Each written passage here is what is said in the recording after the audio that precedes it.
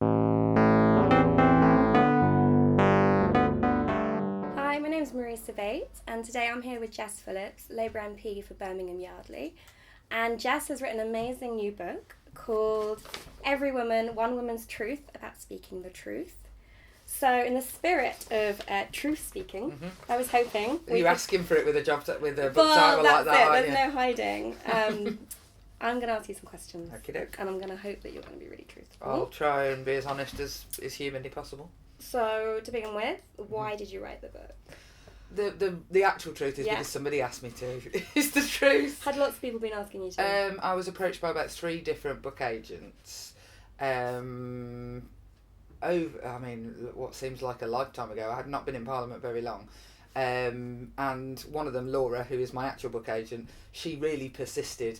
And I did this whole kicking the can down the road going, yeah, it'd be interesting to meet with you. And then over the summer, after someone had asked me and my family all sat around like having lols about what sort of book I might write. Sexy Vampires was my husband's swear.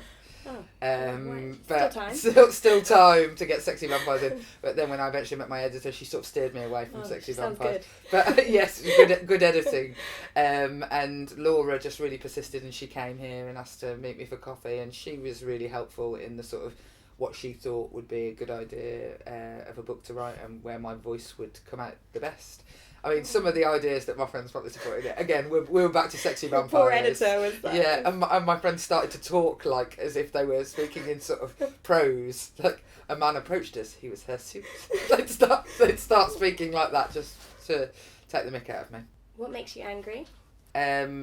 Loads makes me angry. I think obviously gender inequality is one of the things that drives me the most, but what drives me more than actually the existence of it is the denial of it. That really winds me up, is that actually we're all doing all right. Well, if you'd worked at Women's Aid where I worked, where every single day you saw how women had less power and what that actually meant for their safety, you'd be absolutely banging your fists. And then just everyday things really annoy me, like when things are hard, they're like ridiculously hard. So like you're having a bad day, you will just catch your hip on the doorknob and hurt yourself and then trip over. The other day I'd gone to this dinner at the Canadian Embassy and I was having a terrible day. I'd gone to this lunch to meet brilliant women at the Canadian Embassy, and then I left like a bag of dirty washing because I was going from London. So I was like, I literally have left my knickers on Canadian soil. Then I fell over at the bottom of the escalators in Portcullis and like made my knees bloody. And then I was late for a vote, and it's just like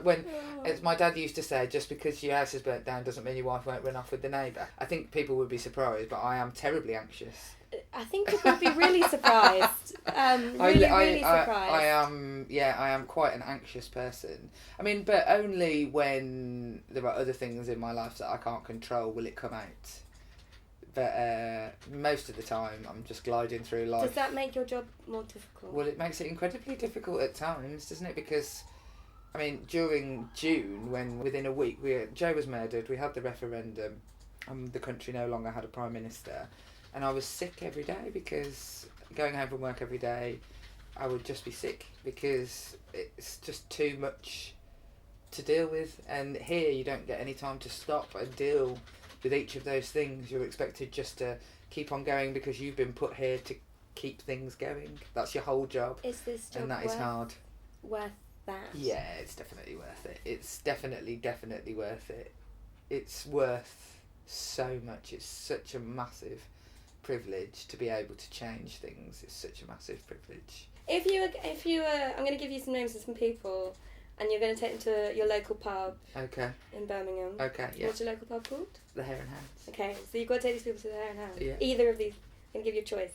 Theresa May or Margaret Thatcher. Ooh. Maybe don't tell your dad. My local pub. Yeah. I think both would go down like a lead balloon in my local pub.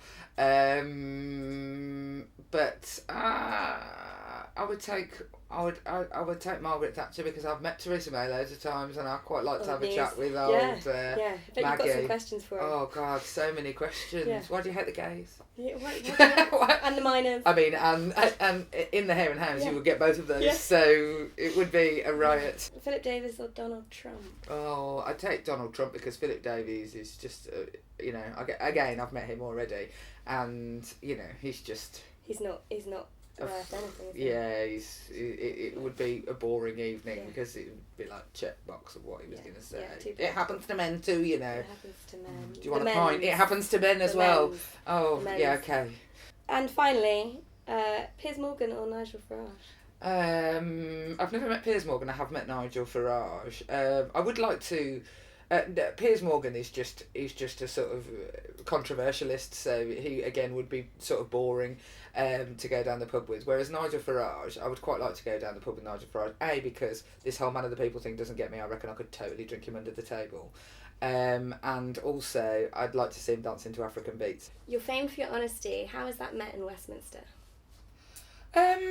Well, I think by the public. Well, there's some people who don't like you to have a voice because they just don't like what you're saying, and there's a difference between not like. You have to separate not liking you as a person, not liking what you're saying. But in here, I get treated very, very well, and I have lots and lots of friends from all sides of the house. Even though sometimes I will stand up and just say, "You lot don't know what you're bloody talking about, you."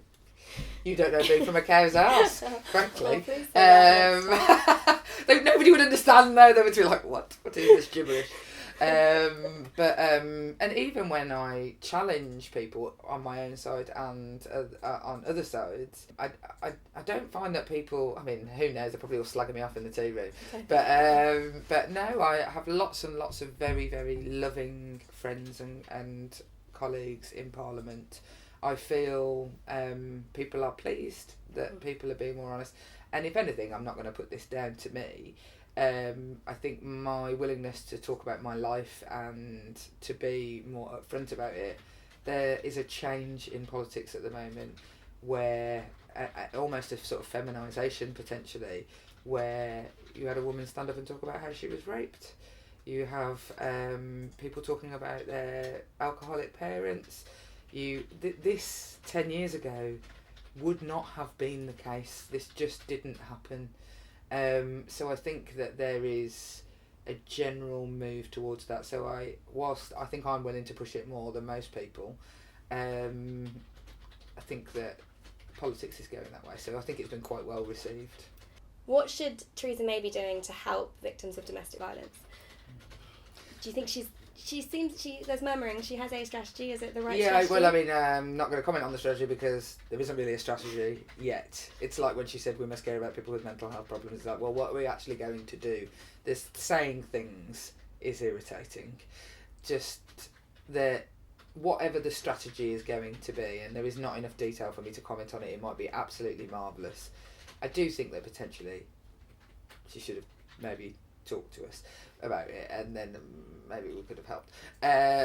But I think that what she needs to do is recognise where she's gone wrong so far in the past 6 years.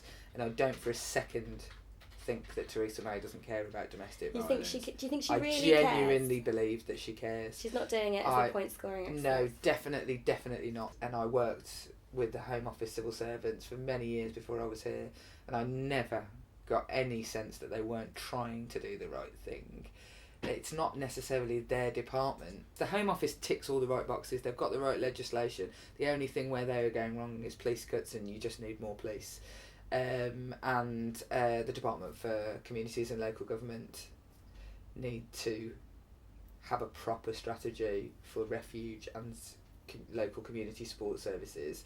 So Theresa May does care. She doesn't know how to turn that power at the moment into getting her ministers to care about it.